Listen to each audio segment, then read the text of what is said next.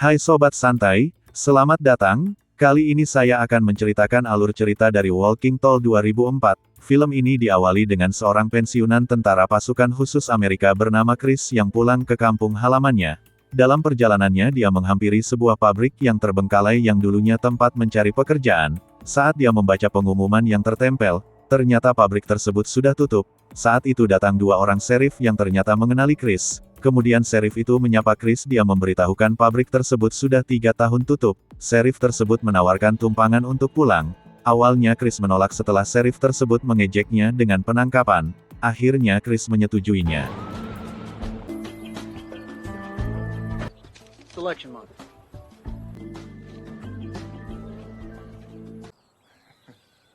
Little brother. Kemudian dia bertemu kakak perempuannya yang sekarang menjadi petugas medis. Lalu ibu dan ayahnya menghampirinya. Pada saat makan malam di dalam rumah, Chris menyatakan rencananya bahwa tadinya dia akan bekerja di pabrik. Namun pabrik itu sudah tutup. Ibunya tidak pernah memberitahunya karena tidak ingin mengganggunya sejak ayahnya pensiun. Dan datanglah Pete, keponakan dari Chris, anak dari kakak perempuan Chris. Pete mengatakan dia sedang camping, yaitu di depan rumahnya. Nampaknya Pete ingin tahu tentang Chris. Terlihat dia menanyakan apakah Chris pernah menangkap seseorang. Dan meminta untuk mengajarinya menembak. Pete berpamitan untuk keluar karena ingin berkemah. Pada saat Chris sedang bekerja memperbaiki tangga rumahnya, datanglah teman lamanya yang bernama Ray. Lalu Chris mengajaknya untuk minum alkohol. Namun Ray menolaknya dan hanya meminum soda. Karena dia sudah tidak meminum alkohol lagi semenjak dia dipenjara 2 tahun karena narkoba. Ray mengajak Chris bermain bola bersama teman-teman lamanya. Lalu datanglah Jay Hamilton, teman lama Chris, anak dari pemilik pabrik yang sudah ditutup dan sekarang dia membuka kasino. Lalu Jay membawa timnya untuk melawan tim dari Chris. Terjadilah pertandingan sengit antara tim dari Chris dan tim dari Jay. Terlihat Pete, keponakan dari Chris, menyaksikan dari pinggir lapangan bersama teman-temannya sambil menghisap ganja. Chris pun sempat melihatnya. Tim dari Jay menampilkan pertandingan yang keras, dan Chris saat itu dikasari oleh tim dari Jay. Namun Chris tidak mempermasalahkan hal itu walaupun Chris terkena cedera lutut. Kemudian pertandingan pun berakhir, Jay dan Chris pun bersalaman. Lalu Jay mengundangnya untuk datang ke kasino miliknya nanti malam untuk bersenang-senang. Lalu Chris pun mengiyakannya, lalu Jay pun pergi. Saat itu Pete datang menghampiri Chris dengan sepeda motornya. Lalu dia menyapa Chris. Akan tetapi Chris memperingatkan Pete agar tidak lagi menghisap ganja bersama teman-temannya yang tadi terlihat sedang menonton pertandingan. Lalu Pete pun tersenyum dan pergi begitu saja. Come home, buddy. Nobody's gonna have any problems finding this one. You got your ATM machines? Pada malam harinya Chris dan teman-temannya mengunjungi kasino milik Jay. Anak buah Jay Hamilton memberitahukan bahwa Jay mengundangnya ke ruang VIP. Kemudian Jay mentraktir Chris dan teman-temannya.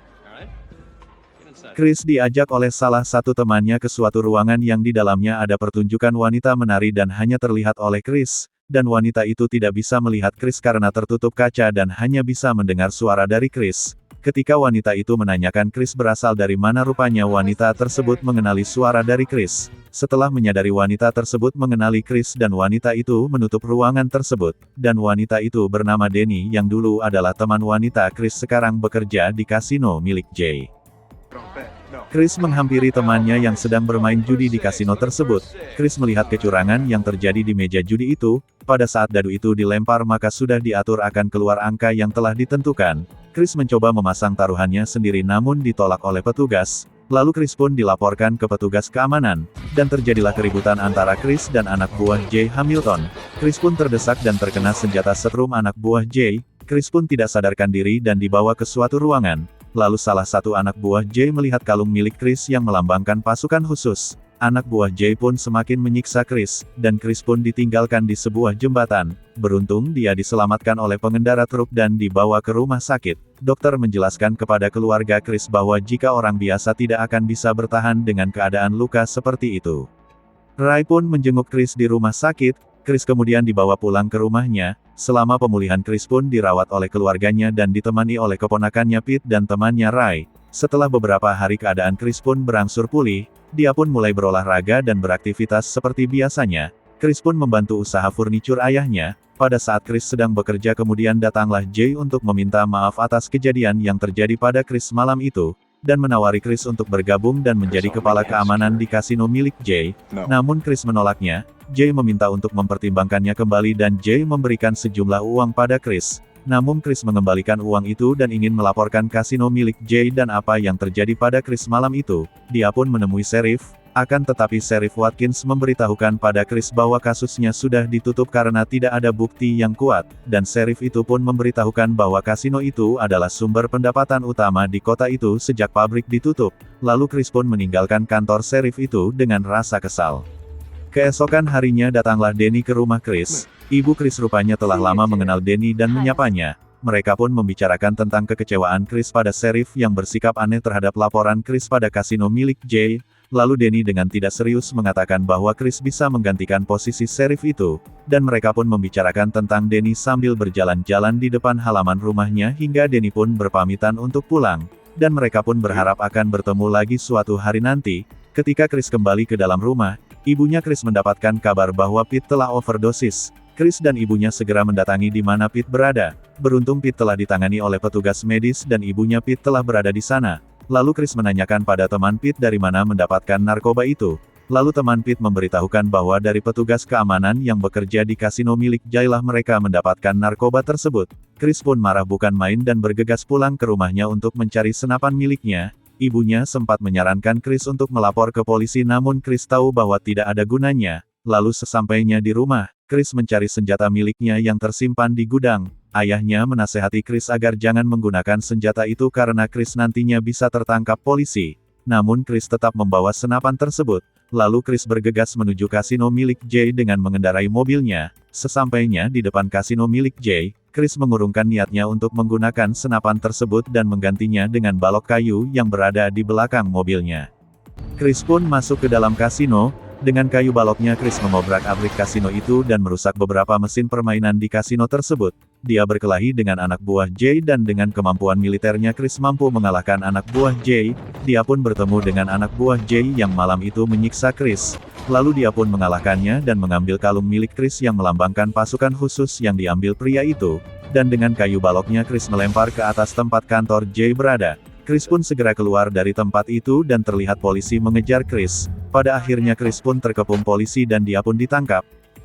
Pada saat di dalam sel Chris mendiskusikan kasusnya dengan pengacaranya dan mendapatkan tawaran untuk mengaku bersalah agar Chris dapat hukuman ringan. Namun Chris menolaknya dan melanjutkan kasusnya ke pengadilan. Di pengadilan semua saksi-saksi dari kasino itu memberatkan Chris. Dan pengacara Chris pun tidak bisa berbuat apa-apa karena telah disogok oleh Jay. Chris pun saat itu juga memecat pengacaranya dan memilih membela diri dia sendiri tanpa pengacara. Chris pun melakukan pembelaannya sendiri dan mengungkapkan kenapa dia menghancurkan kasino itu dan menyerang anak buah Jay, dikarenakan kasino tersebut tempat peredaran narkoba dan telah membuat keponakannya overdosis. Dan dia pun menunjukkan luka pada tubuhnya yang terjadi akibat pengeroyokan oleh anak buah Jay yang tidak diproses hukum. Chris pun akan mencalonkan diri menjadi sheriff dan memperbaiki keadaan kota tersebut jika dia dibebaskan. Orang-orang yang ada di situ pun terlihat mendukung Chris dan akhirnya Chris dibebaskan dari tuntutan.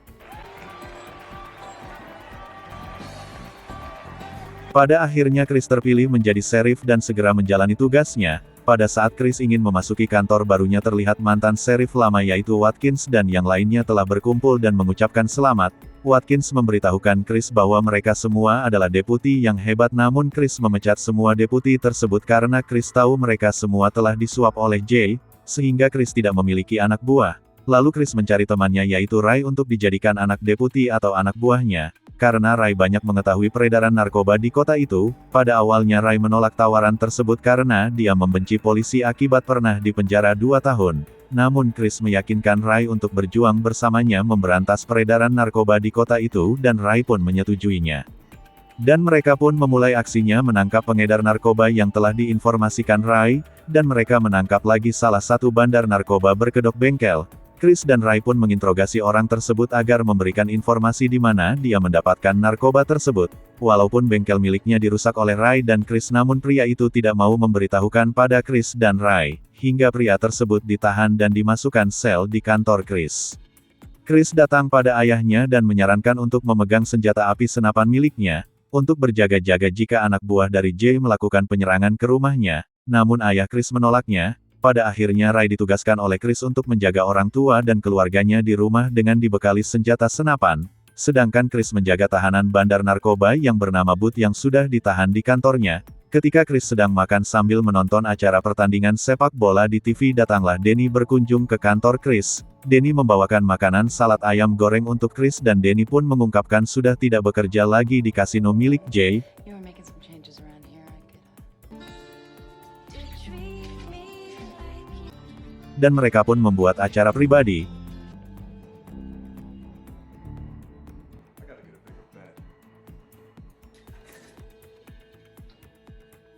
Keesokan harinya Jay merencanakan untuk menyerang rumah Chris dengan memerintahkan anak buahnya. Di kantor Chris ketika Danny merasa lapar dan Chris ingin membeli makanan, terdengar suara ledakan dari luar. Rupanya mobil milik Chris telah dibom oleh mantan sheriff dan anak buahnya yang telah dipecat oleh Chris. Karena mereka kecewa dengan pemecatan yang dilakukan Chris. Sedangkan di rumah Chris, anak buah Jay telah datang dan menyerang keluarga Chris. Ray pun berusaha melindungi keluarga tersebut, namun Ray kewalahan melawan mereka. Di kantornya Chris terjadilah pertempuran antara Chris dan sekelompok mantan anak buah sheriff tersebut. Awalnya Bud bandar narkoba yang ditahan itu merasa senang karena merasa dia akan dibebaskan oleh anak buah Jay. Namun kelamaan sekelompok mantan sheriff itu menembaki tempat di mana dia ditahan. Hal itu dimanfaatkan oleh Chris untuk menekan Bud agar memberitahukan informasi pembuatan narkoba tersebut, dan dia pun memberitahukan tempat itu yang berada di pabrik yang telah lama ditutup. Namun Bud terkena tembakan dari kelompok anak buah Watkins, dan dia pun tewas. Chris kembali bertempur dan dengan kemampuannya dia berhasil menghabisi anak buah Watkins mantan sheriff tersebut, dan Watkins pun tewas terkena tembakan dari Chris. Setelah itu Chris bergegas pergi menuju rumahnya, karena dia khawatir anak buah Jay menyerang keluarganya. Benar saja di sana sedang terjadi pertempuran antara Ray dan anak buah Jay. Pada saat Ray sedang memukuli anak buah Jay, datanglah Chris untuk membantu, namun mereka ditodong senjata oleh anak buah Jay. Tiba-tiba anak buah Jay terkena tembakan yang asalnya dari ayahnya Chris.